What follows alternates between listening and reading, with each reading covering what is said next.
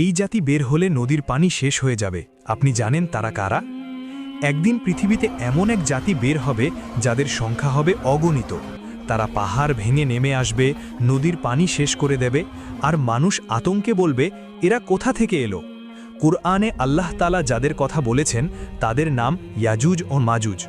তারা ছিল এক বিশাল দেয়ালের পেছনে আটকানো, কিন্তু কেয়ামতের আগে আল্লাহ ইচ্ছায় সেই দেয়াল ভেঙে যাবে। তারা পৃথিবীতে ফিতনা ছড়াবে, ধ্বংস করবে ঘরবাড়ি, মানুষ পালিয়ে বাঁচতে চেষ্টা করবে। তাদের গতি হবে ঝড়ের মতো, আর সংখ্যা হবে সমুদ্রের ঢেউয়ের মতো। হাদিসে বলা হয়েছে তারা একদিন একটি নদীর পাশ দিয়ে যাবে আর বলবে, এখানে তো একসময় পানি ছিল। পৃথিবীর মানুষ তখন অসহায় হয়ে বলবে, হে আল্লাহ, আমাদের রক্ষা করো। আর তখন আল্লাহ তাদের ধ্বংস করবেন একটি অদৃশ্য রোগের মাধ্যমে। এই ঘটনা হবে কেয়ামতের বড় আলামতের একটি, যা আমাদের মনে করিয়ে দেয় এই দুনিয়া